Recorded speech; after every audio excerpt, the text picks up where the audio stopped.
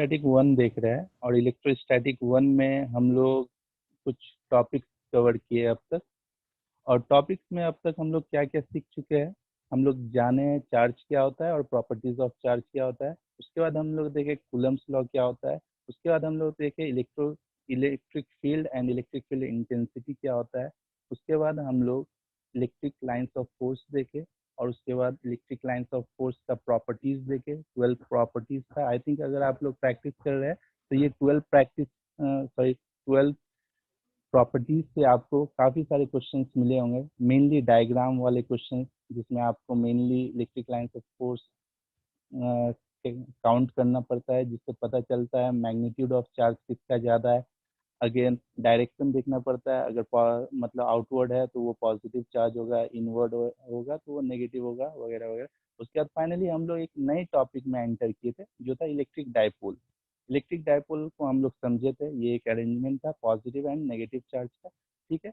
उसके बाद electric dipole एक इलेक्ट्रिक फील्ड बनाएगा, ऑब्वियसली इलेक्ट्रिक डायपोल भी एक इलेक्ट्रिक फील्ड बनाएगा।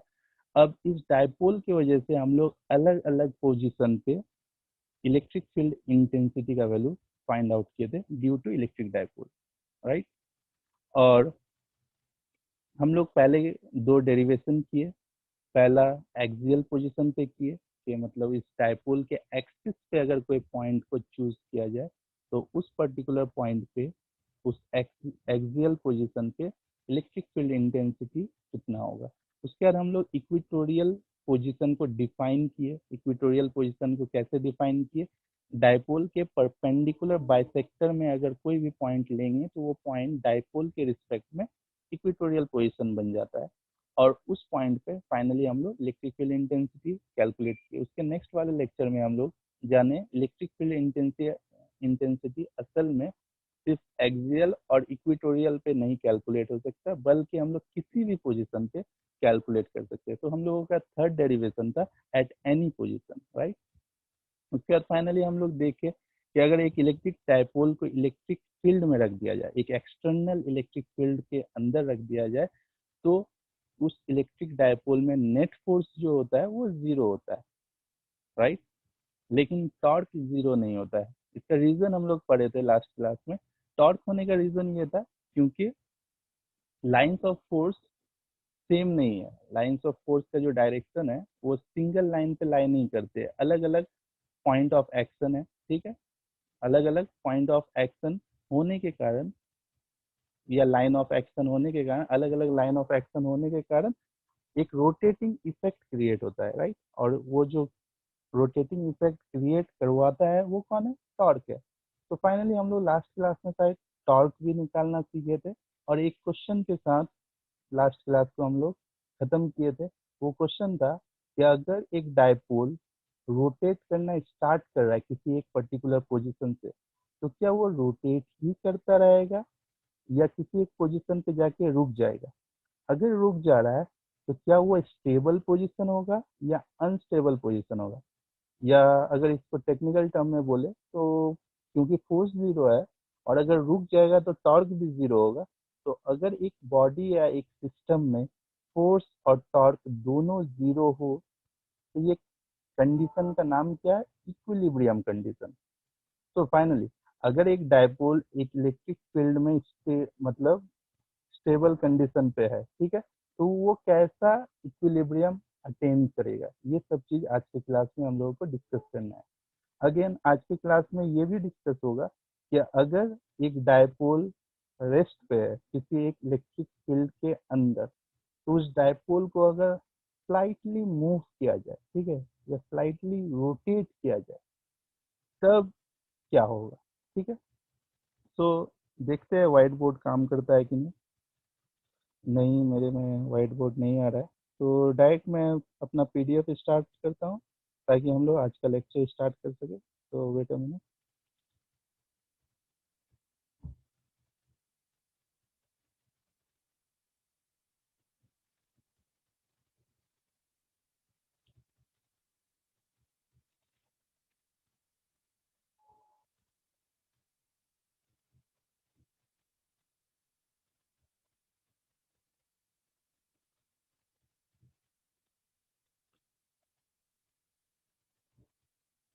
यस। तो आज का जो टॉपिक है हम लोग कवर करेंगे वो होगा, पहला टॉपिक होगा potential energy of a dipole in a uniform electric field. Potential energy of a dipole in a uniform electric field. इसका मतलब क्या है कि अगर एक डाइपोल को एक यूनिफॉर्म इलेक्ट्रिक फील्ड में रख दिया जाए, ये यूनिफॉर्म इलेक्ट्रिक फील्ड है। यूनिफॉर्म कैसे समझ में आता है? ये इक्वी स्पेस्ड होना चाहिए, लाइंस ऑफ फोर्स क्या होना चाहिए? इक्वी स्पेस्ड होना चाहिए, पैरेलल होना चाहिए और सेम डायरेक्शन में होना चाहिए, राइट। तो ये क्या है? यूनिफॉर्म इलेक्ट्रिक फील्ड है। अगर इसका नाम ई है और इस इलेक्ट्रिक फील्ड के अंदर अगर हम लोग एक डायपोल को किसी भी पोजीशन में, मैं आर्बिट्रेरी पोजीशन ले रहा हूँ, कुछ इस तरह से रखा जाए, ये माइनस चार्ज है, माइनस क्यू, ये प्लस क्यू। डायपोल फॉर्म होने का कंडीशन ही ये था कि मैग्नीट्यूड ऑफ चार्ज इक्वल होना चाहिए और उन लोगों का नेचर क्या होना चाहिए?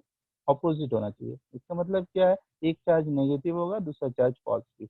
तो इस तरह से अगर एक डायपोल एक यूनिफॉर्म इलेक्ट्रिक फील्ड में रख दिया जाए, ठीक है, तो पोटेंशियल एनर्जी कितना होगा ये कैलकुलेट करना है। तो सबसे पहले तो हम लोग जानेंगे कि पोटेंशियल एनर्जी का बात कहाँ से आया और पोटेंशियल एनर्जी क्या हम लोग इससे पहले कभी पढ़ चुके हैं, पोटेंशियल एनर्जी होता क्या है, ठीक है। तो ये सारी चीज पहले डिस्कस करते हैं, ठीक है। तो लास्ट टाइम जो आपने पोटेंशियल एनर्जी समझा था या जाना था, वो कहाँ पे था? सबसे पहले तो क्लास 11 में वर्क पावर एनर्जी में आपने सीखा होगा पोटेंशियल एनर्जी क्या होता है, उसका बेसिक सीखा होगा, राइट।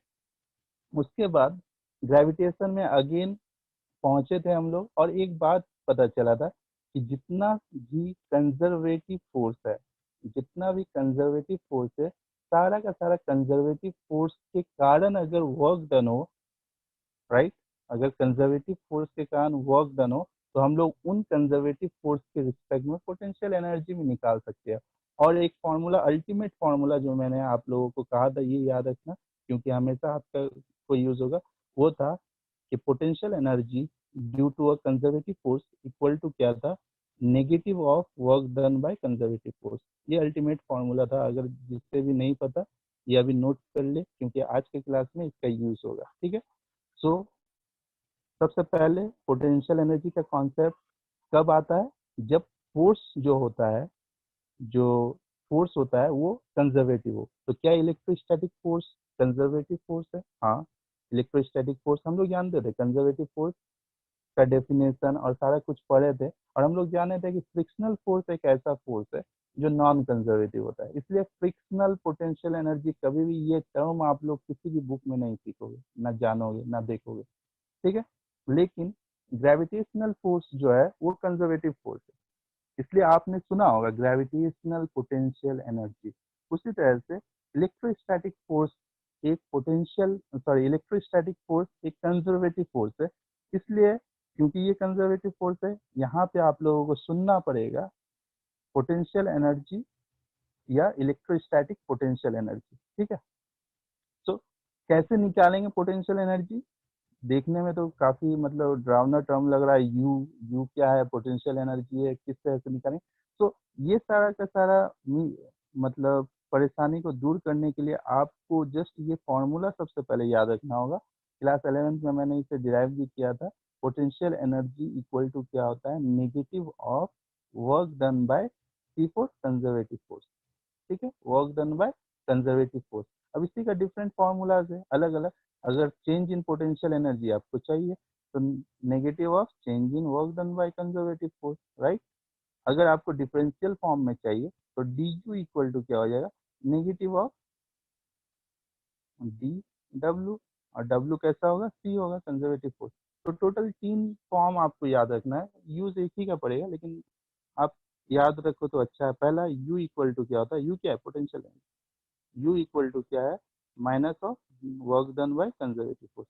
उसके बाद डेल्टा चेंज के फॉर्म में, delta U equal to minus of delta, जो 11th में ध्यान से नहीं भी पढ़ा है या जिसने 11th में ये सब चीज नहीं सीखा वो यहाँ पे जान ले क्योंकि इसका यूज है, ठीक है। Delta work done by conservative force.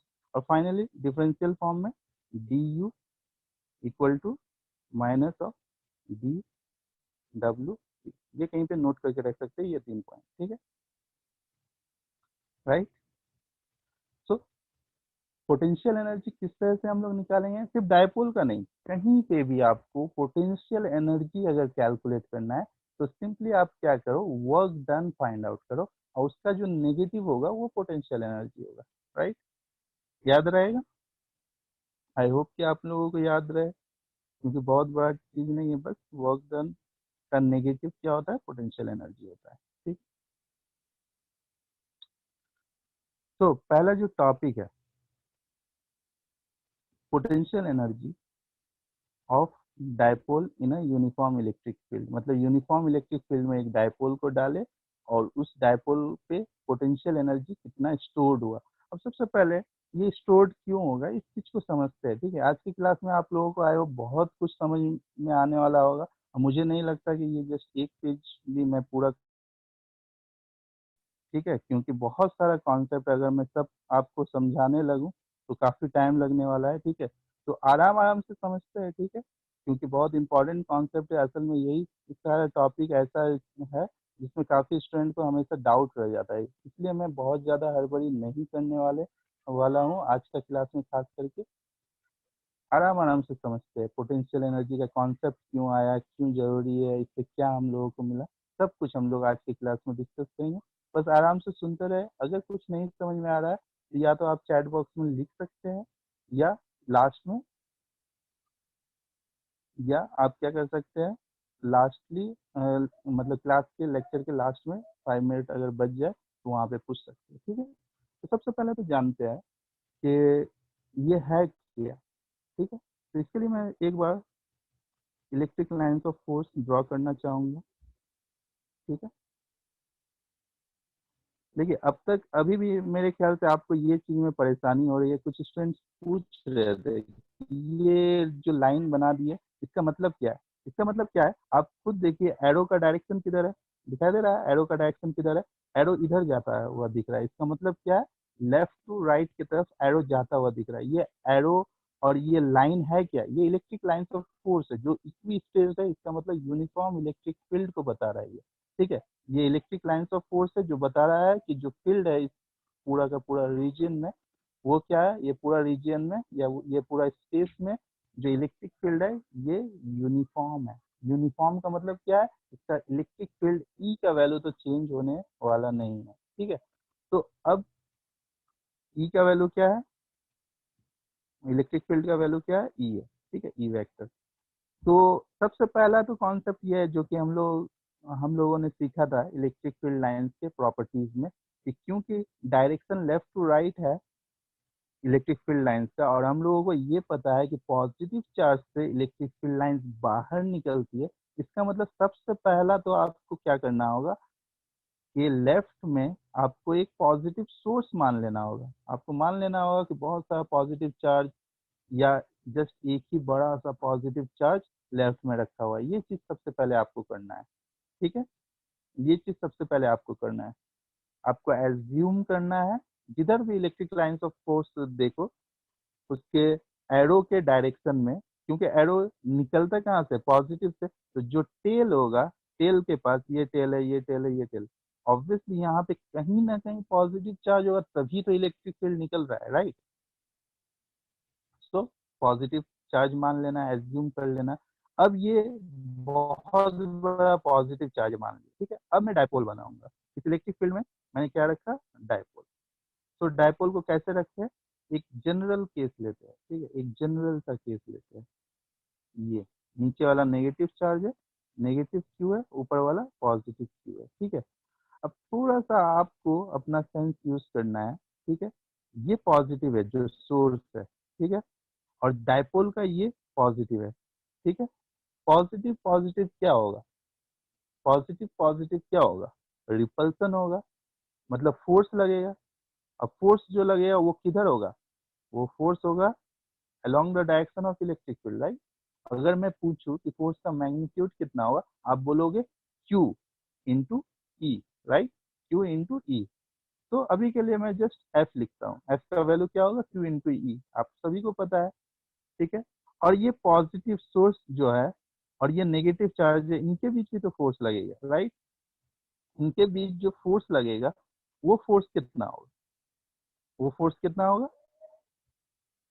वो फो, वो फोर्स भी कितना होगा, Q इंटू ई, लेकिन डायरेक्शन क्या होगा, ये होगा। तो F का डायरेक्शन ये है। अब देखिए लाइन ऑफ एक्शन क्योंकि अलग अलग है, यहाँ पे ये लाइन ऑफ एक्शन है स्ट्रेट, और यहाँ पे ये लाइन ऑफ एक्शन है। यहाँ पे एक रोटेटिंग इफेक्ट क्रिएट होगा, मतलब ये डायपोल कुछ इस तरह से रोटेट करना चाहेगा। ये डायपोल क्लॉकवाइज दिखाई दे रहा है, कैसा रोटेट करना चाहेगा, अगर ध्यान से देखो तो ये रोटेशन किस तरह का रोटेशन है, क्लॉकवाइज रोटेट करना चाहेगा। तो अगर ये डायपोल को हम लोग रिलीज कर दे, छोड़ दे, तो ये क्लॉकवाइज रोटेट कर जाएगा। ठीक है, तो रोटेट करके कैसा हो गया, मैं ड्रॉ कर रहा हूँ, मान लिया कि रोटेट कर गया छोड़ देने से। अब ऐसा हो गया, नेगेटिव चार्ज ये यहाँ आ गया, पॉजिटिव चार्ज ये यहाँ आ गया। ठीक है, बहुत आराम आराम से सुनना है। ठीक है, अपना ध्यान को नहीं भटकाना है, क्योंकि बहुत ध्यान से सुनना है। ये नेगेटिव चार्ज ऊपर जाके ऐसे हो गया, और ये अलोंग द डायरेक्शन ऑफ ये हो गया। पी का डायरेक्शन देखिए किधर होगा, नेगेटिव टू पॉजिटिव होता है ना पी का डायरेक्शन डायपोल मोमेंट का। तो ये है डायपोल मोमेंट का डायरेक्शन। सी डायपोल मोमेंट का जो डायरेक्शन है, क्या वही इलेक्ट्रिक फील्ड का डायरेक्शन है? हाँ। तो एक कंक्लूजन तो हम लोग ये अभी तुरंत ड्रॉ कर सकते हैं कि अगर इलेक्ट्रिक फील्ड में एक डायपोल को डालेंगे, तो हमेशा इलेक्ट्रिक फील्ड चाहेगा कि उस डायपोल का डायपोल मोमेंट का डायरेक्शन मेरे मेरे मतलब क्या, इलेक्ट्रिक फील्ड इंटेंसिटी के डायरेक्शन के अलोंग हो। या अगर शॉर्ट में समझाना चाहे तो ई वेक्टर हमेशा चाहता है ई वेक्टर को अपने अलोंग में लाने का, या अलाइन में करने का, ALIGN।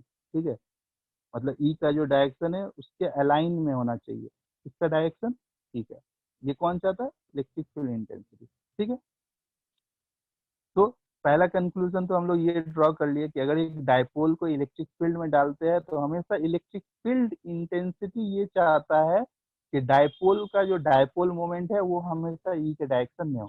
ठीक है, दूसरा, क्या ये डायपोल पहले ऐसे था, ठीक है, अब डायपोल क्या हो गया, ऐसे हो गया है। ठीक है, यहाँ से यहाँ तक मूव किया है, राइट, मूव हुआ है। किसके कारण मूव हुआ है, टॉर्क के कारण मूव हुआ है। और लास्ट क्लास में हम लोग टॉर्क का वैल्यू पढ़े थे, टॉर्क का वैल्यू क्या था, P क्रॉस ई, राइट, यहाँ पे P भी है और E भी है, तो टॉर्क जीरो नहीं है, टॉर्क का कुछ एक वैल्यू है।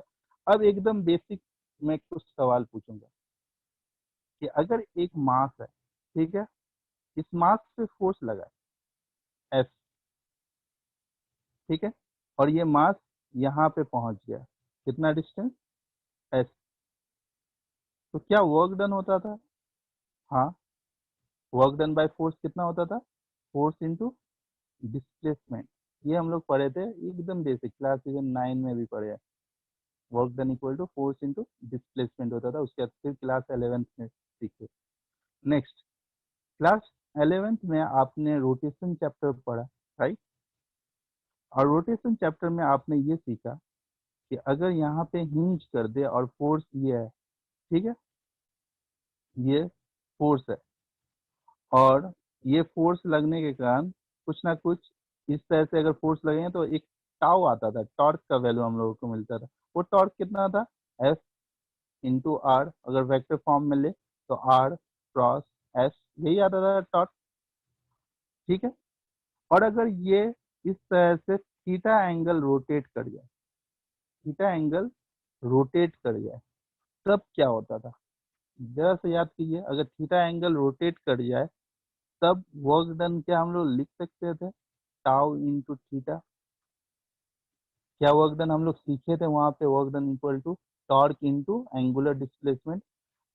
अगर नहीं समझ में आया, मैक्सिमम लोगों को समझ में आ गया होगा, आई होप, लेकिन जिन लोगों को समझ में नहीं आया उनके लिए, ठीक है, उनके लिए हम लोग एनालॉजी सीखे हैं। ठीक है, हम लोग क्लास 11 में एनालॉजी सीखे हैं कि जो भी लीनियर का टर्म है उसको एंगुलर के टर्म में चेंज कर सकते हैं, राइट।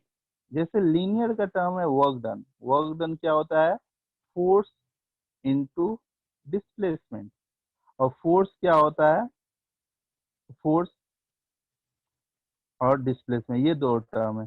क्या आपको फोर्स का एंगुलर फॉर्म पता है, फोर्स का एंगुलर फॉर्म क्या होता है? टॉर्क। क्या डिस्प्लेसमेंट का एंगुलर फॉर्म पता है? Angular displacement. तो क्या हम लोग वर्क डन का एंगुलर फॉर्म लिख सकते हैं? क्योंकि work done equal to force into displacement होता है, वर्क डन का ये लीनियर फॉर्म है।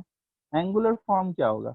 मेरे ख्याल से एंगुलर फॉर्म होगा फोर्स का एंगुलर फॉर्म जो कि टॉर्क है, और उसके बाद डिस्प्लेसमेंट का एंगुलर फॉर्म जो कि थीटा है। ये बेसिक है, इस तरह से आई होप सबको समझ में आ गया होगा।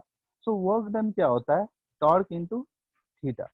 इसका मतलब क्या है? अब मैं जो बात कहना चाह रहा था कि अगर ये डायपोल को इस तरह से रखा गया है और ये इस तरह से अलाइन हो गया है, इसका मतलब ये थीटा एंगल रोटेट किया है, किसके वजह से? टॉर्क के कारण। इसका मतलब कुछ ना कुछ वर्क डन हम लोगों को मिलेगा, tau theta equal to work done. और ये वर्क डन क्या होगा? या तो इस पे स्टोर्ड रहेगा, या ये वर्क यूज होगा इसे रोटेट कराने में। जो भी हो, ये वर्क डन का अगर हम लोग नेगेटिव फॉर्म लेंगे, नेगेटिव ऑफ वर्क डन लेंगे, क्यों? क्योंकि यहाँ पे हम लोगों को वर्क डन मिल रहा है, और वर्क डन का नेगेटिव लेंगे तब मिलेगा हम लोगों को पोटेंशियल एनर्जी का कॉन्सेप्ट। आया समझ में? एक बार फिर से साफ सुथरा तरीका से। तो ये डायपोल मान लिया कि आर्बिट्रेरी ऐसा था, ठीक है। अब ये पॉजिटिव था, ये नेगेटिव था, तो ये इस तरह से क्लॉकवाइज एक टॉर्क बना। क्लॉकवाइज टॉर्क के कारण ये अलाइन हो गया, और फाइनली ये डायपोल कुछ इस तरह से सज गया, ये माइनस हो गया, ये प्लस हो गया। तो ये थीटा एंगल रोटेट किया, राइट। पहले ऐसे था, अब ऐसे है। कितना एंगल रोटेट किया? थीटा। थीटा एंगल रोटेट करने के कारण कुछ तो वर्क डन होगा। जो भी वर्क डन होगा उसका नेगेटिव लेंगे, वो होगा पोटेंशियल एनर्जी, ठीक है। तो जो हेडिंग है हम लोगों का पोटेंशियल एनर्जी, वही हम लोगों को पढ़ना है। तो आई होप आपको समझ में आया होगा पोटेंशियल एनर्जी क्या है असल में, कब निकालना है। सिंपली अगर एक यूनिफॉर्म इलेक्ट्रिक फील्ड में एक डायपोल रोटेट कर जाए, ठीक है, रोटेट करे। अब यहाँ पे रोटेशन तो खुद से हो रहा है, राइट। जैसे कि आपको एक और बात बता दूं कि डायपोल जो रोटेट कर रहा है वो तो खुद से हो रहा है ना। ये पॉजिटिव, ये नेगेटिव, क्योंकि यहाँ पे पॉजिटिव सोर्स है, पॉजिटिव पॉजिटिव रिपल्सन, और ये नेगेटिव रिलीज करेंगे, ये अपने रोटेट करके अलाइन हो जाएगा इस तरह से, ठीक है। ये तो खुद से हुआ। लेकिन एक और चीज तो हो सकता था कि हम लोग एक्सटर्नल फोर्स का यूज करते। ये इलेक्ट्रिक फील्ड के कारण रोटेट हुआ था। अब तक हम लोग हम लोगों के पास अगर एक डायपोल ऐसे प्रेजेंट है, ठीक है, और हम लोग डायपोल को इस तरह से एक्सटर्नल फोर्स लगा के रोटेट कर सकते हैं ना, या एक्सटर्नल टॉर्क यूज करके इस डायरेक्शन में हम लोग कुछ थीटा एंगल रोटेट कराए। उस वक्त भी हम लोगों को कुछ ना कुछ वर्क डन मिलेगा, और ये वर्क डन क्या होगा? पोटेंशियल एनर्जी के रूप में स्टोर हो जाएगा। कहाँ पे? डायपोल में, विद इन द डायपोल। जब हम लोग एक्सटर्नल टॉर्क हटाएंगे तो ये अपना पोजीशन पे वापस आने का कोशिश करेगा, ठीक। तो सबसे पहले देखते हैं क्या है हम लोग का ये डेरिवेशन, ठीक है।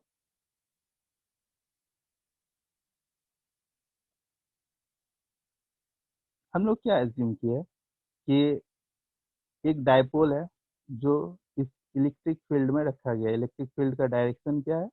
ये लेफ्ट टू राइट है, और ई का वैल्यू क्या है? ई है, ठीक है। और डायपोल पहले क्या है? 90 डिग्री का एंगल बना रहा है। सी, ये इलेक्ट्रिक फील्ड का डायरेक्शन है, और डायपोल को अगर एकदम स्ट्रेट रख देंगे, ये नेगेटिव ये पॉजिटिव, तो पी का डायरेक्शन क्या होगा? ई नेगेटिव टू पॉजिटिव ये होगा। तो पी का डायरेक्शन ये, ई का डायरेक्शन ये। ई और ई में कितना एंगल बन रहा है? दिखाई दे रहा है पी और ई में कितना एंगल बन रहा है? ठीक है, ई और ई में कितना एंगल बन रहा है? 90 डिग्री। तो हम लोग एज्यूम किए कि पहले ही डायपोल 90 डिग्री के एंगल पे है। अब क्या कर रहा है? इस डायपोल को स्लाइटली यहाँ पे रोटेट किया गया, डी थीटा मान लिया, ठीक है। यहाँ पे थीटा लिखा हुआ है, मान लिया कि डी थीटा अमाउंट से रोटेट किया एंटी क्लॉकवाइज इधर, ठीक है। क्या ये यहाँ पे रह पाएगा? नहीं। इसको छोड़ दिया जाए तो ये वापस से इधर आएगा, उसके बाद फाइनली रोटेट करने का कोशिश करेगा। इसका मतलब क्या है? एक्सटर्नल फोर्स लगा के हम लोग जस्ट एज्यूम किए कि स्लाइटली इसे रोटेट किया गया। रोटेट करेंगे तो वर्क डन इन रोटेशन कितना आएगा? ये आएगा work done equal to torque into theta होता है, क्योंकि डी थीटा रोटेट किया गया है। यहाँ पे रोटेशन का अमाउंट एंगल कितना दिया गया? डी थीटा, तो वर्क डन कितना हो जाएगा, टाउ इंटू डी थीटा। ठीक है, अब देखिए हम लोग माने हैं क्लॉकवाइज को पॉजिटिव और एंटी क्लॉकवाइज को नेगेटिव। ठीक है, क्लॉकवाइज को पॉजिटिव टॉर्क माने हैं और एंटी क्लॉकवाइज को नेगेटिव टॉर्क माने हैं। और टॉर्क इक्वल टू क्या होता है, पी ई साइन थीटा होता है, पी क्रॉस ई होता है, राइट। टॉर्क क्या होता है, पी क्रॉस ई होता है या पी ई साइन थीटा होता है। तो टॉर्क इक्वल टू यहाँ पे कैसा होगा, अच्छा एक बार फिर से। ठीक, सबसे पहले अगर हम लोग इसे इस डायरेक्शन में डी थीटा रोटेट करें, ठीक है, तो टॉर्क का डायरेक्शन क्या होगा। क्लास 11th का अगर कन्वेंशन यूज करें, ठीक है, हम लोग यहाँ पे कुछ नया डिस्कवर नहीं करते, क्लास 11 का कन्वेंशन यूज करते हैं। क्लास 11 में स्क्रू रूल से हम लोगों को मिलता था क्या, टॉर्क का डायरेक्शन याद है, राइट। तो हम लोग क्या बोलते थे, अपवर्ड को या आउटवर्ड को या एंटी क्लॉकवाइज को पॉजिटिव मानते थे, याद आ रहा है, और क्लॉकवाइज को या इनवर्ड को नेगेटिव मानते थे। ठीक है, हम लोग क्लॉकवाइज को क्या मानेंगे, सॉरी एंटी क्लॉकवाइज को क्या मानते थे, पॉजिटिव, और क्लॉकवाइज को नेगेटिव, उल्टा। ठीक है, क्लॉकवाइज को क्लॉकवाइज को नेगेटिव, एंटी क्लॉकवाइज को पॉजिटिव। ठीक है, ये वहां पे भी याद कराए थे कि उल्टा होता है, अगर क्लॉकवाइज है तो नेगेटिव और एंटी क्लॉकवाइज है तो पॉजिटिव। ठीक है, तो यहाँ पे देखिए टॉर्क का डायरेक्शन क्या होगा, ये क्योंकि पॉजिटिव है ये नेगेटिव है, फोर्स इधर लगेगा, एक फोर्स इधर एक फोर्स इधर, तो ये जो टॉर्क जनरेट होगा ये इस तरह का जनरेट होगा ना, कैसा होगा, टॉर्क जो होगा वो कुछ इस तरह से होगा, ये क्लॉकवाइज है, और क्लॉकवाइज के लिए हम लोगों ने क्या कहा, उल्टा होता है ना, क्लॉकवाइज के लिए नेगेटिव, एंटी क्लॉकवाइज के लिए पॉजिटिव, तो ये क्या हो जाएगा, नेगेटिव हो जाएगा। तो टॉर्क का जो वैल्यू हम लोग पुट करेंगे वो पी ई साइन थीटा तो पुट करेंगे, साथ में एक नेगेटिव साइन। तो सी यहाँ पे देखिए छोटा सा वर्क डन, क्योंकि छोटा सा एंगल डी थीटा रोटेट किया है, वो क्या हो जाएगा, टॉर्क इंटू डी थीटा। अब डी थीटा को डी थीटा ही छोड़ दिया है, टॉर्क का वैल्यू पी साइन थीटा होता है, तो पी साइन थीटा लिए है, क्योंकि टॉर्क का डायरेक्शन क्लॉकवाइज होगा इसलिए ये नेगेटिव। तो ये समझ में आया, d W equal to negative of p E sine theta d theta हम लोगों को मिला। ठीक है, ये चीज समझ में आया। अब हम लोग जानते हैं, जैसा कि मैंने, ये चीज समझ में नहीं आया, आपको ये पहले जानना होगा कि work done equal to tau into theta होता है। अब work done equal to tau into यहाँ पे डी थीटा है तो डी थीटा होगा। अब यही वर्क डन इक्वल टू क्या हो गया, टाउ का वैल्यू पुट करेंगे P E sine theta into D theta, right, P sine theta into D theta. अब क्योंकि ये क्लॉकवाइज टॉर्क है, क्लॉकवाइज के लिए टॉर्क क्या होता है, नेगेटिव होता है, ये हम लोग मान सकते हैं। ठीक है, या अगर कन्वेंशन नहीं भी पता तो मैंने एक लाइन लिखा है, एटलीस्ट ये लाइन को आप गो थ्रू करो। ठीक है, डी डब्ल्यू इज नेगेटिव, या तो कन्वेंशन से जाओ तो आप लोगों को पता चल जाएगा, या आप ये देखो टॉर्क का डायरेक्शन क्या है, क्लॉकवाइज है, और डी थीटा का डायरेक्शन क्या है, एंटी क्लॉकवाइज है, इसलिए वर्क डन क्या होगा, नेगेटिव होगा, राइट। जैसे कि हम लोग जानते थे कि अगर ये ब्लॉक है, फोर्स इधर लग रहा है और डिस्प्लेसमेंट इधर है, तो वर्क डन क्या था, नेगेटिव था। उसी तरह से टॉर्क अगर क्लॉकवाइज लग रहा है और डी थीटा एंटी क्लॉकवाइज हो, तो वर्क डन क्या होगा, नेगेटिव होगा। ऐसे जा सकते हैं, अगर कन्वेंशन याद है तो वहां से बहुत ईजी है, अगर वो टफ लग रहा है तो ये लाइन याद रखिए। ठीक है, क्योंकि टॉर्क और डी थीटा का डायरेक्शन ऑपोजिट है, वर्क डन क्या होगा, नेगेटिव होगा। तो ये हम लोगों को मिला। अब जो मैंने आपको याद करने को कहा था कि U इक्वल टू क्या होता है, negative of work done by conservative force, याद आ रहा है, पोटेंशियल एनर्जी इक्वल टू क्या होता है, work done by conservative force. तो हम लोग तो डी थीटा के लिए, हम लोग टोटल अमाउंट थीटा के लिए नहीं कर रहे, छोटा सा एंगल डी थीटा के लिए यूज कर रहे हैं, तो छोटा सा पोटेंशियल एनर्जी कितना होगा, नेगेटिव ऑफ वर्क डन। दिखाई दे रहा है, ये चीज हम लोगों ने 11 में लिखा था बहुत अच्छे से, d W equal to negative of work done by conservative force, right. और क्योंकि वर्क डन का वैल्यू हम लोग को पता है इतना है, ये चीज यहाँ पुट कर दिया, तो क्या मिला, potential energy equal to negative और नेगेटिव यहाँ क्या हो जाए positive, p sine theta d theta, ठीक है, p sine theta d theta, ठीक है, यहाँ तक क्लियर है। जब आप लोग खुद से एक बार समझने के बाद नोट्स को देखोगे ना तब और क्लियर होगा। यह सबसे अच्छा तो ये होगा कि नोट्स एक बार देख लेना जब क्लास खत्म हो जाएगा, आज रात को या जब भी आपको फुर्सत मिले एक बार खुद से ये डिराइव करने का कोशिश करना, ठीक है। अब क्या कर रहे हैं, क्योंकि हम लोगों को एक जनरल फार्मूला चाहिए कि पोटेंशियल एनर्जी का फार्मूला है कितना, तो हम लोग 2 पॉइंट लेंगे, राइट, क्योंकि डी डिफरेंशियल फॉर्म में हम लोगों को पता चला है कि डी डब्ल्यू इक्वल टू क्या होता है, P E sine theta d theta, right, P sine theta d theta.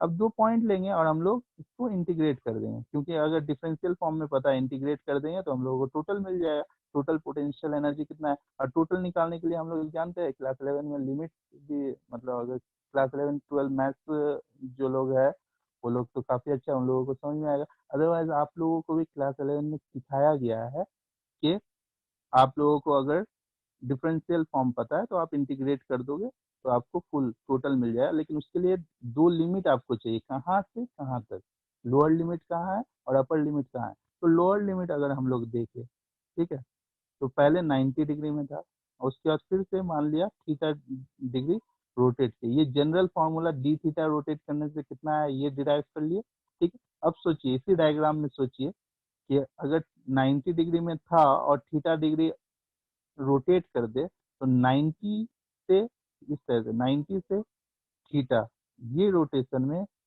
आपका पोटेंशियल एनर्जी कितना स्टोर्ड होगा।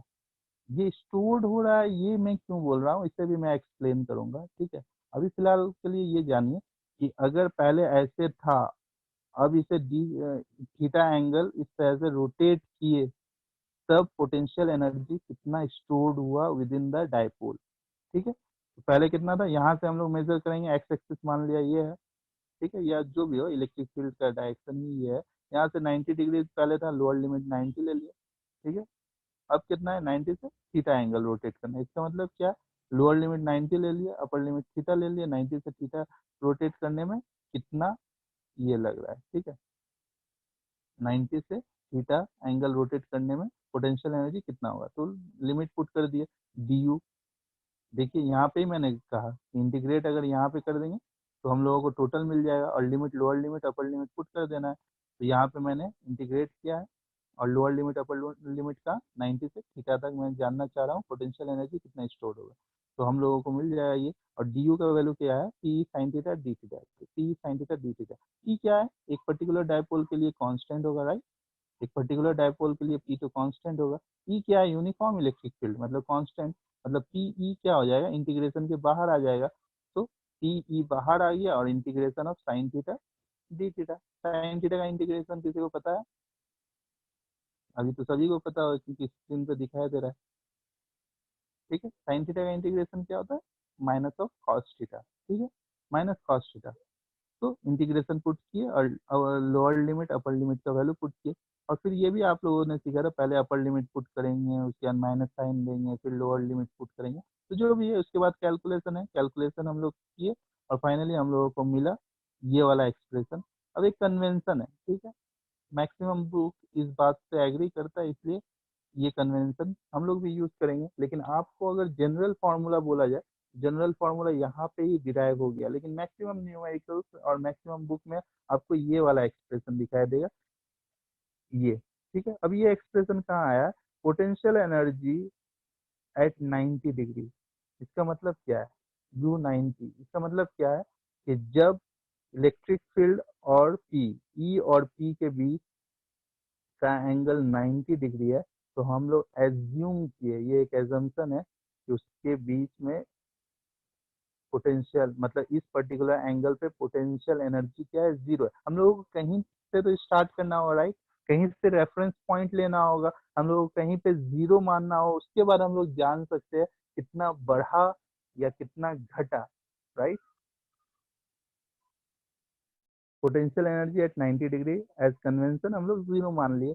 अब जीरो मानने के बाद हम लोगों को फाइनली मिला कि अगर थीटा डिग्री एंगल रोटेट करेंगे एक डायपोल डायपोल का, तो यू थीटा मतलब energy at point theta, potential energy eight point theta मतलब थीटा एंगल रोटेट करने के बाद इस पे कुछ एनर्जी स्टोर्ड हो जाएगा, ठीक है। वो एनर्जी कितना होगा, क्या मिल रहा है यहाँ से देखिए, cos 90 भी तो जीरो होता है, ये कैंसिल हो गया, इसे हम लोग कन्वेंशन से जीरो किए, तो पीई माइनस कॉस थीटा, तो क्या मिलेगा, minus p E cos theta, right. ये चीज समझ में आया, तो फॉर्मूला तो यहाँ पे ही हम लोगों को मिल गया, पोटेंशियल एनर्जी इक्वल टू क्या है, minus p E cos theta, easy, right. अब वेक्टर्स में हम लोग सीखे थे ए डॉट बी, याद आ रहा है, ए डॉट बी क्या फॉर्मूला था, ए बी कॉस थीटा, और ये रिवर्सिबल था, मतलब A dot B A B cos theta है, अगर ए बी कॉस थीटा है तो ए डॉट बी है, राइट। तो उसी तरह से पी कॉस थीटा को क्या पी डॉट ई लिख सकते हैं, राइट, पी कॉस थीटा को, पी कॉस थीटा को पी डॉट ई लिख दिए। तो ये चीज पूरा समझ में आया। सबसे पहले क्या किया हम लोग, एक जनरल वे में डिफाइन किया है वर्क डन कितना होगा, ठीक है। उसके बाद दो लिमिट लिए, एक 90 डिग्री, उसके बाद 90 डिग्री से थीटा एंगल रोटेट किया गया, तो लोअर लिमिट 90 और उसके बाद अपर लिमिट क्या, थीटा। तो थीटा एंगल रोटेट करने से डायपोल में कितना एनर्जी स्टोर्ड हुआ, ये हम लोग ये कैलकुलेशन करके पाए, ठीक। एक बार खुद से घर में कैलकुलेशन करना, जस्ट ये मैं बता दूं, ये रेफरेंस लाइन लिया जाता है, कुछ इस तरह से रख दिया पी और ई के बीच में, जब एंगल 90 डिग्री हो तो यहाँ पे हम लोग एनर्जी मानते हैं जीरो, ठीक है, इस कंडीशन पे पोटेंशियल एनर्जी जीरो मानते हैं, ठीक है। तो और cos 90 क्या होता है, पहले क्या किए, थीटा पुट किए तो cos थीटा हो गया, माइनस माइनस प्लस हो गया, उसके बाद cos 90 हो गया, राइट। तो cos 90 क्या है, जीरो। तो फाइनली ये फॉर्मूला पे हम लोग लैंड किए, तो potential energy equal to minus P cos theta या माइनस पी डॉट ई। अब इस पे ये रहता है potential energy in rotating and dipole to angle theta is, बहुत सारा ऑप्शन होगा, उसमें से एक होगा माइनस पी डॉट ई, इसे टिक करना है आपको, ठीक है। डायरेक्ट क्वेश्चन भी रहता है इस एक्सप्रेशन पे, इसलिए ये अगर याद रहे तो काफी अच्छा है, ठीक है। Potential energy equal to minus P cos theta या minus P dot E. I hope इसमें किसी को कोई प्रॉब्लम नहीं है, क्योंकि A B cos theta equal to A dot B होता है, उसी तरह से P cos theta equal to P dot E, vector है सिंपली। तो हम लोग देख रहे हैं कि किस तरह से क्लास 11 का नॉलेज यहाँ पे यूज हो रहा है जगह जगह पे, वो चाहे पोटेंशियल एनर्जी का कॉन्सेप्ट हो, चाहे वो वेक्टर्स का कॉन्सेप्ट हो, चाहे वो इंटीग्रेशन का कॉन्सेप्ट हो, जो भी, ठीक है,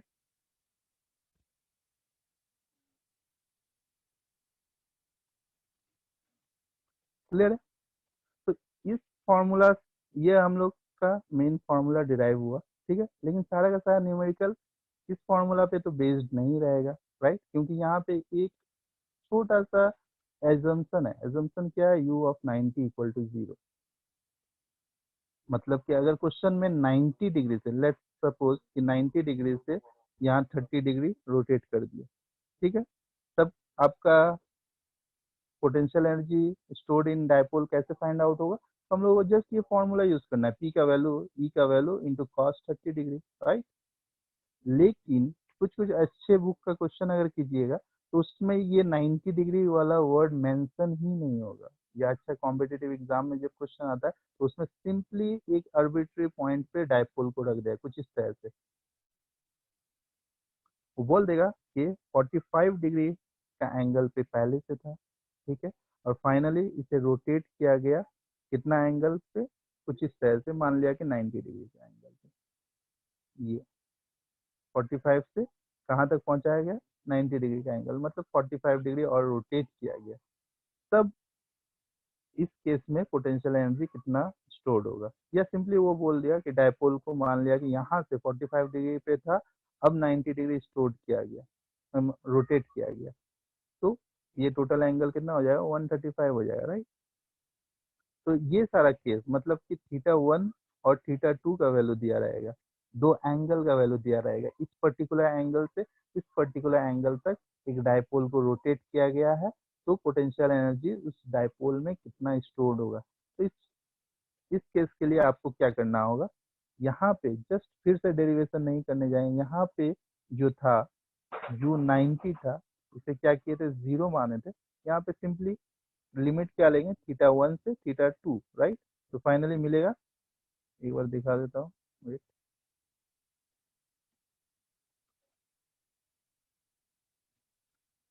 यस, यहाँ पे क्या था, थीटा और 90, और यहाँ तो फाइनली यहाँ क्या होगा, थीटा 2 माइनस थीटा 1, और यहाँ पे एक भी जीरो नहीं है क्योंकि 90 तो हम लोग लिए ही नहीं, आर्बिट्री वाला कॉन्सेप्ट खत्म। ये अब आगे बढ़ रहे हैं दो एंगल के लिए, तो इतना माइनस इतना होगा, राइट। और ये किसके बराबर होगा, अब देखिए यहाँ पे पहले इस जगह पे जो है U theta equal to minus p E cos theta है ना, तो यू थीटा 2 इक्वल टू क्या हो जाएगा, minus p E cos theta 2 हो जाएगा। जस्ट इससे हम लोग डिराइव करने का कोशिश कर रहे हैं, जो सेकंड टाइप का न्यूमेरिकल सॉल्व करने का तरीका, ठीक है। एक बार फिर से, work done by external force कितना हो जाएगा, जब थीटा 2 से, यहाँ पे कंडीशन है, if the dipole is rotated from an angle theta 1 to theta 2, ठीक है, ऐसे करके डायपोल है, ये मान लिया कि थीटा 1 में है, अब इसको रोटेट किया गया कुछ इस तरह से थीटा 2, तब कितना होगा, तो work done by external force कितना होगा, you theta 2 minus you theta 1। अब क्योंकि हम लोगों के पास यू थीटा का वैल्यू पता है, राइट, हम लोगों के पास यू थीटा का वैल्यू है, तो सिंपली यहाँ पे जब थीटा 2 चाहिए तो थीटा का वैल्यू 2 पुट कर देंगे, तो यहाँ कॉस थीटा 2 हो जाएगा, और जब यू थीटा 1 चाहिए तो यहाँ पे कॉस थीटा 1 हो जाएगा। ये दो वैल्यू को हम लोग यहाँ पुट कर ही सकते हैं ना, U theta 2 equal to minus p E cos theta 2 हो जाएगा, और यू थीटा 1 कितना हो जाएगा, minus p E cos theta 1। Easy, minus minus क्या होगा, प्लस होगा, और फाइनली ये वाला cos थीटा 1 पॉजिटिव आ जाएगा, पी को कॉमन लेंगे तो work done by external force कितना हो जाएगा, work done by external force कितना हो जाएगा, P E cos theta 1 minus cos theta 2। अब इस चीज को, इस फॉर्मूला को बहुत अच्छे से समझने के लिए एक क्वेश्चन है मेरे पास, ठीक है, जो क्वेश्चन कर सकते हैं हम लोग, ठीक है, वो क्वेश्चन कर सकते हैं, लेकिन क्योंकि अभी हम लोगों के पास टाइम है तो क्वेश्चन लास्ट में करेंगे। फिलहाल के तौर पे ये चीज जान लीजिए कि वर्क डन कितना होता है, अगर थीटा 1 से थीटा 2 रोटेट करना है तो ये फॉर्मूला आप लोग हमेशा याद रखना, ठीक है। ये फॉर्मूला, ये वर्क डन का बात हो रहा है, यू का बात नहीं हो रहा है, ठीक है। Work done by external force, ये कितना हो जाएगा, ये, ठीक है। अब देखिए एक कंफ्यूजन आपको हो सकता है, ठीक है, तीन चीजें असल में, ठीक है, तीन चीजें। पहला क्या है, यू है, दूसरा क्या है, work done by electric field है, ठीक है, ये दो चीज जो हम लोगों को रिलेशन पता है, ठीक। तीसरा चीज भी है कि work done by external force, electric field नहीं, एक्सटर्नल फोर्स। अब ये एक्सटर्नल फोर्स का कॉन्सेप्ट कहाँ से आ रहा है, आप ये सोचिए कि अगर फील्ड लाइंस ऐसे है और डायपोल ऐसे है, ठीक है, ये नेगेटिव ये पॉजिटिव, तो ऑब्वियसली रोटेट किधर होगा, क्लॉकवाइज रोटेट होगा। लेकिन अगर आप ध्यान दो तो रोटेट हम लोग किधर दिखा है, रोटेट होता हुआ इधर एंटी क्लॉकवाइज, तो क्या ये इलेक्ट्रिक फील्ड से संभव है, क्या ये पॉसिबल है, electric field anti clockwise rotate करे, इलेक्ट्रिक फील्ड का डायरेक्शन इधर है, इलेक्ट्रिक फील्ड चाहेगा क्लॉकवाइज रोटेट होना, लेकिन हम लोग जब एंटी क्लॉकवाइज रोटेट करें इसका मतलब ही है कि हम लोग इलेक्ट्रिक फील्ड वाला फोर्स का यूज नहीं कर रहे हैं, हम लोग वहां पे एक्सटर्नल फोर्स का यूज कर रहे हैं, एफ एक्सटर्नल, ठीक है। और क्योंकि एफ एक्सटर्नल इलेक्ट्रिक फील्ड वाले फोर्स के ऑपोजिट है, इसलिए डायरेक्शन यहाँ पे नेगेटिव नहीं लेंगे, ठीक है, क्लियर है। तो अगर कंफ्यूजन रह गया है तो उसके लिए मैंने एक जगह पे सारा का सारा चीज लिख दिया है, ठीक है, कि अगर इलेक्ट्रिक फील्ड के कारण वर्क डन होगा वो क्या होगा, ऑब्वियसली इलेक्ट्रिक फील्ड का जो वर्क डन होगा वो एक्सटर्नल फोर्स के ऑपोजिट होगा, क्योंकि फोर्स का डायरेक्शन ऑपोजिट है, राइट। तो इलेक्ट्रिक फील्ड के कारण वर्क डन जो होगा वो नेगेटिव ऑफ एक्सटर्नल फोर्स के कारण वर्क डन होगा, और ये एक्सटर्नल फोर्स के कारण वर्क डन इतना है तो इसके बाहर नेगेटिव लेंगे तो ये cos theta 2 minus cos theta 1 हो जाएगा। तो अगर आप लोग कंफ्यूज हो चुके हैं, ठीक है, तो मैं बस एक लाइन में इसे सारा का सारा कंफ्यूजन को भगा देना चाह रहा हूँ कि ये जो डेरिवेशन हुआ वो एक्सटर्नल फोर्स से हो, हम लोग निकाले, राइट। ये डेरिवेशन जो किए वो एक्सटर्नल फोर्स के कारण किए, ठीक है। और दो चीज है, एक है पोटेंशियल एनर्जी जो कि हम लोग यहाँ पे छोड़ दिए, यहाँ से हम लोग पोटेंशियल एनर्जी में आगे नहीं बढ़े, ठीक है, यहाँ से हम लोग पोटेंशियल एनर्जी में आगे नहीं बढ़े, हम लोग आगे बढ़े एक्सटर्नल फोर्स के कारण वर्क डन निकालने में, और वर्क डन निकालने में पोटेंशियल एनर्जी का हम लोगों को यहाँ पे जरूरत नहीं है, ठीक है। तो सबसे पहले वर्क डन हम लोग एक्सटर्नल फोर्स के कारण निकाले, जो कि हम लोग किस डायरेक्शन में, एंटी क्लॉकवाइज में लिए। तो ऑब्वियसली हम लोग जान रहे हैं कि अगर रोटेशन एंटी क्लॉकवाइज में चाहिए तो एक्सटर्नल फोर्स के कारण ही चाहिए। तो एक्सटर्नल फोर्स के कारण जो वर्क डन होता है वो P cos theta 1 minus cos theta 2 होता है, ठीक है। अब अगर इलेक्ट्रिक फोर्स के कारण चाहिए तो ऑब्वियसली इसके ऑपोजिट में इलेक्ट्रिक फोर्स लगता है, तो इलेक्ट्रिक फोर्स के कारण वर्क डन जो होगा इसके नेगेटिव होगा, इसके ऑपोजिट होगा, राइट। तो ये जो निकाले थे इसके सामने एक नेगेटिव साइन दे दीजिए। मैं आप लोगों को सजेस्ट करूंगा कि आप लोग सिर्फ ये वाला वर्क डन याद रखिए, ठीक है, कि एक्सटर्नल फोर्स के कारण वर्क डन क्या होता है, P cos theta 1 minus cos theta 2। अगर कहीं पे बाय चांस क्वेश्चन में लिखा रहे, मेंशन हो कि work done by electric force कितना होगा, तो सिंपली आप इसके सामने एक नेगेटिव दे देंगे। तो ये क्लियर है।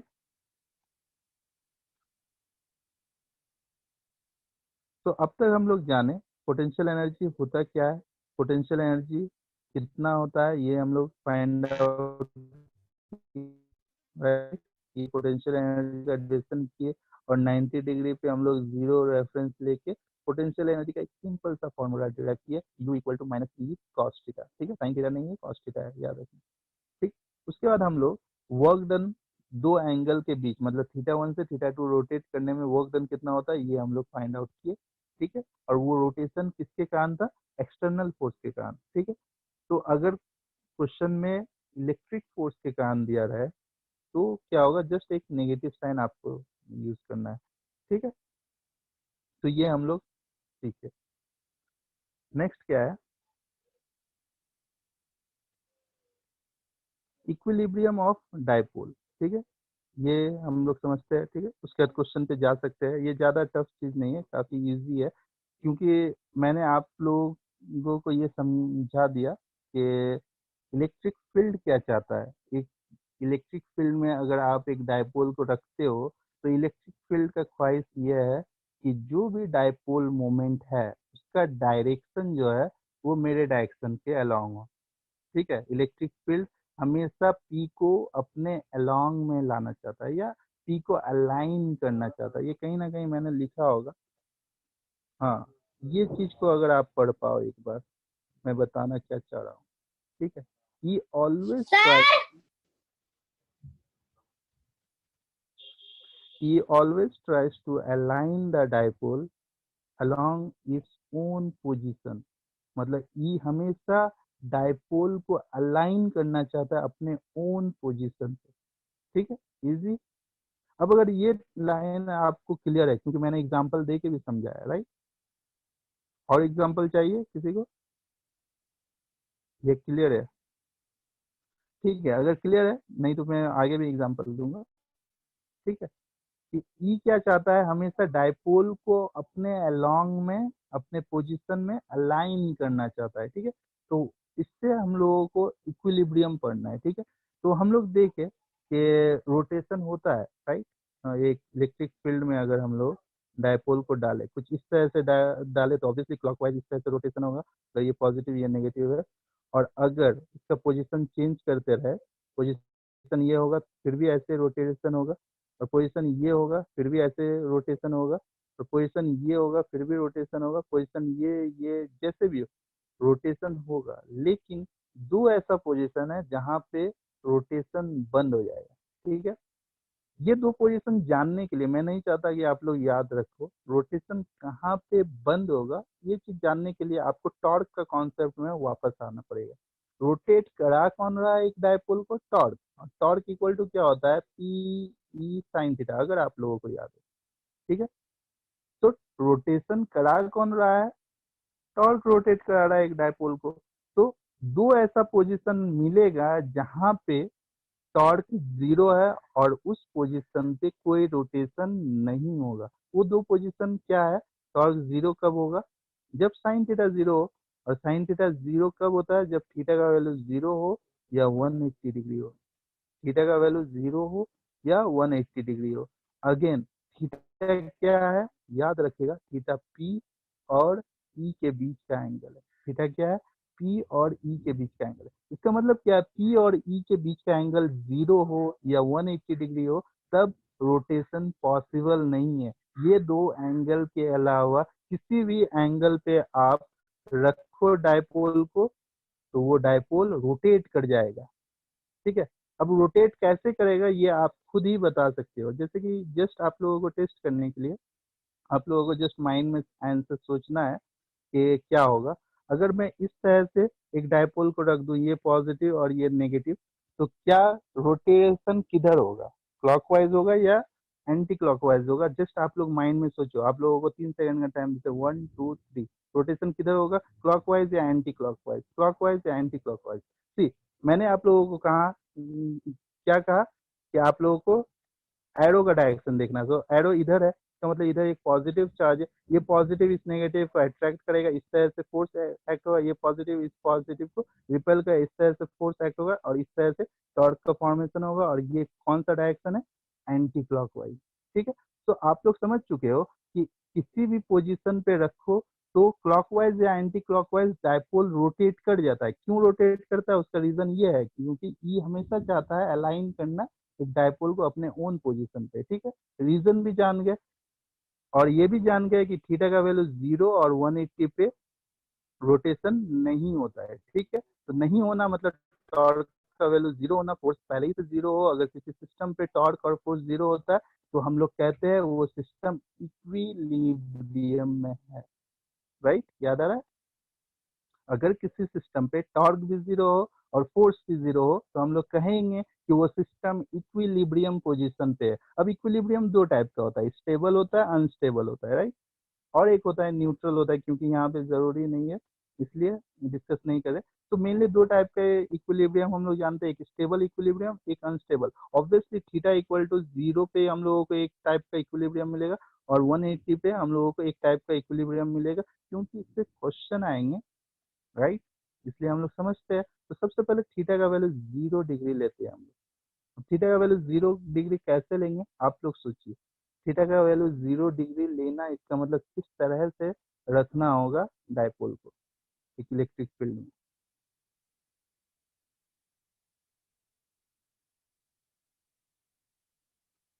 तो पहला तरीका तो ये है कि अगर इलेक्ट्रिक फील्ड का डायरेक्शन ये है और डायपोल को अगर इस तरह से रखे, ठीक है, तो ऑब्वियसली दो लाइन के बीच का एंगल, दो पैरेलल लाइन के बीच का एंगल क्या होता है, 0 डिग्री होता है। तो 0 डिग्री तो मेरा सेट हो गया। ये है ई का डायरेक्शन ये और ई का भी डायरेक्शन ये। जब पी और ई का डायरेक्शन सेम हो, दोनों पैरेलल हो, तो एंगल कितना बनता है, 0। और जब पी और ई का डायरेक्शन अपोजिट हो और दोनों पैरेलल हो तो एंगल कितना बनता है, 180। तो सबसे पहले 0 डिग्री ट्राई कर रहे हैं, तो ई का डायरेक्शन ये है और ये 0 डिग्री है, तो यहाँ पे कोई रोटेशन नहीं होगा। अब स्टेबल इक्विलिब्रियम है या अनस्टेबल इक्विलिब्रियम है, इस चीज को समझने के लिए तो सबसे पहले हम लोगों को u में आना होगा। u का वैल्यू क्या था, -PE cos theta. Right, -PE cos theta, समझ में आ रही है? -PE cos theta. थीटा का वैल्यू कितना दे दे, 0। तो इस पर्टिकुलर कंडीशन पे इस डायपोल के पास पोटेंशियल एनर्जी कितना स्टोर्ड रहेगा ये चेक करते हैं। थीटा का वैल्यू 0, cos 0 कितना होता है, 1।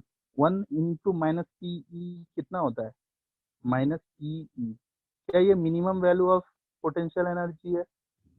क्या ये minimum value of potential energy है? इससे तो कम नहीं हो सकता है। राइट, तो इस पर्टिकुलर केस में जब थीटा का वैल्यू 0 है, जब थीटा का वैल्यू 0 है तो ऑब्वियसली फोर्स भी 0 है, टॉर्क भी 0 है। इस पर्टिकुलर केस में पोटेंशियल एनर्जी क्या है, मिनिमम है। और जब पोटेंशियल एनर्जी मिनिमम होता था तो कैसा इक्विलिब्रियम मिलता था, स्टेबल इक्विलिब्रियम होता था। इसका मतलब सिंपली ये है, इसका मतलब सिंपली ये है कि जब स्टेबल इक्विलिब्रियम है, हम लोग को पता है स्टेबल इक्विलिब्रियम मतलब थोड़ा सा स्लाइटली डिस्प्लेस करे अगर इक्विलिब्रियम पोजीशन से, तो वो अपने इनिशियल इक्विलिब्रियम पोजीशन को रीगेन देता है। राइट, और रिस्टोरिंग फोर्स लगता है। इस चीज को मैंने यहाँ पे सेकंड डायग्राम में समझाया है। ये स्टेबल इक्विलिब्रियम का कंडीशन है। थोड़ा सा angle, slight angle D theta rotate किए, ठीक है, कैसा, एंटी क्लॉकवाइज, कुछ इस तरह से एंटी क्लॉकवाइज हम लोग डी थीटा रोटेट किए। जरा सा देखिए क्या होगा, इधर एफ फोर्स लगेगा, दूसरा फोर्स इधर लगेगा और फिर से इधर एक क्लॉकवाइज रोटेशन। जब भी एंटी क्लॉकवाइज रोटेट करेंगे तो ये क्या होगा, क्लॉकवाइज में एक रिस्टोरिंग फोर्स लग रहा है, या रिस्टोरिंग टॉर्क बोलना ज्यादा बेहतर होगा। रिस्टोरिंग टॉर्क लगेगा और फाइनली ये क्या होगा, फिर से इस कंडीशन को गेन कर लेगा। तो इस टाइप के इक्विलिब्रियम को क्या कहते हैं, स्टेबल इक्विलिब्रियम। इसका मतलब स्टेबल इक्विलिब्रियम क्यों है, क्योंकि यहाँ से अगर स्लाइटली आप डिस्प्लेस करो डी थीटा एंगल, तो ये अपना इनिशियल पोजीशन को रीगेन कर लेता है, ठीक है, रीस्टोरिंग टॉर्क की मदद से, राइट। सेकंड कंडीशन क्या है, और सेकंड इक्विलिब्रियम कब मिलेगा, जब थीटा का वैल्यू क्या होगा, 180 डिग्री। थीटा का वैल्यू 180 डिग्री कब होगा, थीटा का वैल्यू 180 डिग्री कब होगा, आप लोग जान सकते हो कि जब ई और पी का डायरेक्शन अपोजिट हो। तो ई का डायरेक्शन तो ये फिक्स हो गया है, लेफ्ट टू राइट। पी का डायरेक्शन अपोजिट कैसे कर सकते हैं हम लोग, माइनस को इधर ले आएंगे और प्लस को इधर, माइनस से प्लस की और क्या होता है, पी का डायरेक्शन होता है। तो इस केस में ई का वैल्यू डायरेक्शन इधर है, लेफ्ट टू राइट, और राइट टू लेफ्ट क्या हो गया, पी का डायरेक्शन। तो एंगल क्या हो गया, 180 डिग्री। इस पर्टिकुलर केस में क्या हुआ, यहाँ पे भी फोर्स जीरो है, टॉर्क जीरो है, नहीं पता है तो आप जस्ट दोनों का एक्सप्रेशन में थीटा का वैल्यू 180 पुट करके देख लेना, दोनों ही जीरो आ जाए। और u क्या हो जाएगा 180 डिग्री, तो माइनस पी ई होता है, P E cos theta cos 180 degree क्या होता है, -1 होता है, पहले से माइनस था ही, तो माइनस माइनस क्या हो जाएगा, प्लस हो जाएगा, तो u क्या हो जाएगा, प्लस पी। तो क्योंकि ये मैक्सिमम है और ये दोनों जीरो है, तो इक्विलिब्रियम आएगा। इक्विलिब्रियम कैसा होगा, अनस्टेबल इक्विलिब्रियम आएगा, क्योंकि हम लोग सीखे स्टेबल इक्विलिब्रियम में पोटेंशियल एनर्जी मिनिमम होता है, अनस्टेबल इक्विलिब्रियम में पोटेंशियल एनर्जी मैक्सिमम होता है। इतना बारीकी से हम लोग क्लास 11 को पढ़े हैं, राइट। तो अनस्टेबल इक्विलिब्रियम का मतलब क्या है, बस ये मेरा लास्ट बात होगा, अनस्टेबल इक्विलिब्रियम का मतलब क्या है, उसके बाद नेक्स्ट डिस्कशन यहाँ से ही हम लोग कल स्टार्ट करेंगे। अनस्टेबल इक्विलिब्रियम का डेफिनेशन हम लोग सीखे थे कि अगर स्लाइटली डिस्प्लेस करोगे तो वो किसी एक दूसरे पोजीशन पे जाके स्टेबल इक्विलिब्रियम में आ जाएंगे। जैसे कि फॉर एग्जांपल मैं यहाँ पे फील्ड बनाता हूँ, ठीक है, आप लोग इस चीज को समझने का कोशिश कीजिए, और ये डायपोल है, ठीक है। अच्छा, ये फील्ड है और ये क्या है, डायपोल है। डायपोल क्या था, ऐसे था, ठीक है। अब अगर मैंने इसे स्लाइडली डिस्प्लेस कर दिया ऐसे, इसका मतलब ये नेगेटिव है और ये पॉजिटिव है। ये पॉजिटिव चार्ज हुआ ना सोर्स, क्योंकि इलेक्ट्रिक फील्ड का डायरेक्शन ये है, ठीक है। तो नेगेटिव पॉजिटिव क्या होगा, अट्रैक्ट होगा, और ये क्या होगा, रिपल्सन होगा। इसका मतलब इस केस में, इस पर्टिकुलर केस में टॉर्क का डायरेक्शन क्या होगा, एंटी क्लॉकवाइज होगा। और फाइनली ये टॉर्क को, इस डायपोल को कैसे लेके आ जाएंगे, पहले नेगेटिव क्या था, पहले नेगेटिव इधर था, पॉजिटिव इधर था, जैसे ही स्लाइटली डिस्प्लेस करेंगे ना, तो डायपोल कैसा बन जाएगा, ये नेगेटिव इधर आ जाएगा और ये पॉजिटिव इधर आ जाएगा। इस केस में भी इक्विलिब्रियम होगा, लेकिन ये स्टेबल इक्विलिब्रियम में आ गया। इसका मतलब सिंपली अगर अनस्टेबल इक्विलिब्रियम से आप डायपोल को स्लाइटली डिस्प्लेस करो तो वो स्टेबल इक्विलिब्रियम गेन कर लेता है, ठीक है। ये नोट्स आप लोगों का अपलोड हो जाएगा, आप एक बार देख लीजिएगा, ठीक है। ये सारी चीज समझने की कोशिश कीजिएगा। अगर कल होगा तो आप लोग बताइए, अगर कुछ डाउट रह जाएगा तो सबसे पहले कल डाउट क्लियर होगा आप लोगों का, ठीक है। स्टेबल इक्विलिब्रियम, अनस्टेबल इक्विलिब्रियम, ठीक है। एक बार आप लोग बेसिक डेफिनेशंस भी देख सकते हो, ये सब क्या होता है, तब और समझ में आ जाएगा, ठीक है। तो I think that's enough for today, time भी खत्म हो चुका है। किसी को कुछ पूछना है तो 1 मिनट के अंदर जल्दी से पूछ सकते हैं।